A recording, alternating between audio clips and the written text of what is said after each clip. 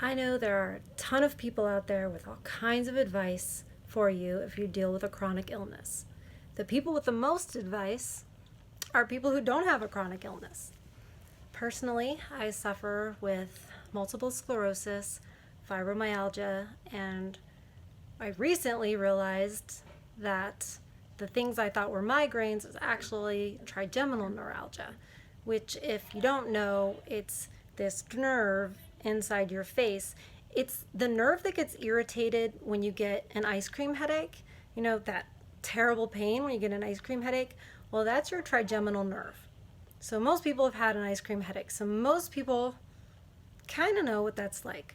Well, trigeminal neuralgia is when that nerve is damaged somehow, which often is the case with people with MS because all of our nerves get damaged, and sometimes that's one of them. Well, I thought I was dealing with migraines forever and couldn't find a migraine medicine that worked. Well, there was a reason for that. It was trigeminal neuralgia. So that's a fun one. I think there's probably a lot of people that don't realize that that's what they're dealing with. I'd never even heard of it, accidentally heard of it through a support group. Anyway, so I've got 3 of them. Probably heard the saying in at least the MS community, I've got MS, but it doesn't have me.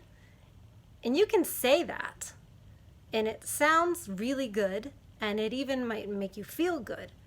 But when you look at how you're living your life and how you talk about the disease, is it true? Does it have you? Once, when I was fairly newly diagnosed, that doesn't sound right, but you know what I mean. Once when I was a newbie, I had a friend who suffered with rheumatoid arthritis, and she had been through it. She had had surgeries, she had had bones fused, she had had a rough time. She'd been through all the steroid stuff, and so, you know, she was a good person to listen to as far as autoimmune and how to deal with it over, you know, more than a decade. So one thing she said to me, and I listened because I thought there's probably wisdom here. She said, eventually you learn to accept it, almost like it's a friend that goes with you through your life. And that stuck with me. It stuck with me for years. It's been about 20 years. I was diagnosed 20 years ago. I'll tell you all about that in another video. But it stuck with me. And I thought to myself, am I doing it wrong? Because I don't want to be friends with MS. I don't want to be friends with it. I hate it. It's not my friend. It's my enemy. And I would just keep on kind of rolling it over in my mind, like, am I doing myself a disservice without accepting this? And sometimes I'd kind of play around with accepting it, like, okay, I have this, blah, blah, blah. It never sat right with me. Maybe it's my personality. I don't know. But eventually, it took me like a decade, like, thinking about this and never quite getting it or never quite making friends with my MS. And I was like, no. I refuse. I refuse to accept it. Does that mean I'm in complete denial? No. I know I have lesions. I know I have a lot of them. I know when you look at the MRI, it's lit up like a Christmas tree. I've had doctors look at me and say, I don't even know how you're sitting up talking to me right now. That's my dog. You're probably going to meet her over these videos. There's no controlling her. It's good to have a little furry friend. It's not good to interrupt videos. No, but I'm not stopping. So I said, no, I'm not accepting it, and no way is this thing ever going to be my friend. You can't battle your friend. You know, you're not going to beat your friend. And that's my goal, to beat it. Do I know for sure, factually, scientifically, that that's going to happen? No. Does the science say it's possible? No. Has any doctor ever given me a clue that there's ever going to be a way for this to go away or get better. No, quite the opposite. It's always, you're going to be in a wheelchair, you're going to lose your cognitive function, get on a DMD immediately. And that'll be another video. We'll talk about DMDs or DMTs, depending on what you call them. But a little bit of denial has been a tool for me. It's been a weapon. And I've used it because you need to deny that it's going to win. You need to deny that your dog is barking. You need to deny that that's inevitable. You know what I mean?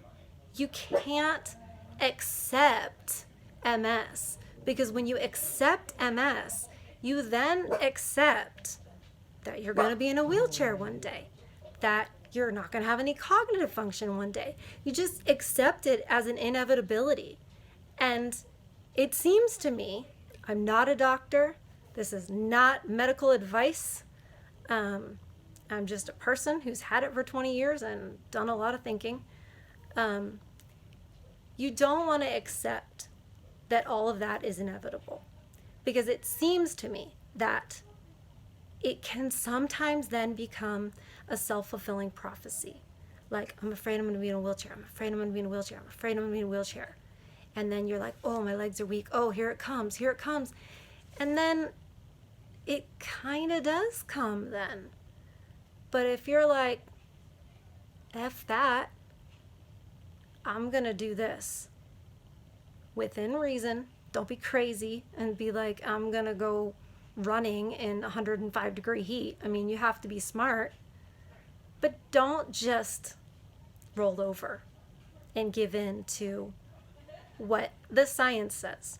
Because, and I'll leave you on this note. This is the first video. There's so much to say and so much to talk about. But I'll leave you with this. They say there's no cure for MS. Well, they're partially right. There is a cure for MS. It just hasn't been found yet. So, we can't give up.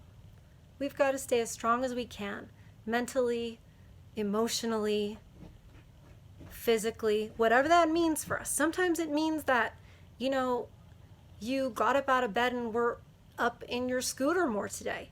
Whatever that means for you, because we all have it differently. And I am not saying that, oh, I have it easy and you should do this and, go mountain climbing. No way, man. I can stand up for maybe 20 minutes without my legs buckling, and I can walk for maybe 10. And that is a huge improvement after this big flare I had this year. But I'm not quitting, and I'm not going to be afraid of it, because if you're afraid of what it's going to do to you, then it has you. And you can no longer say, I have MS, but it doesn't have me. Because if you're afraid of it, then it has you. And it's really hard. And we're going to talk about that in more videos. Just some things I've learned along the way, some things I wish people had told me as I was going along my journey. But if my struggles can help even one person out there, it's worth it. Thanks for listening, and hit the like button for me, please. That would help a lot. Bye.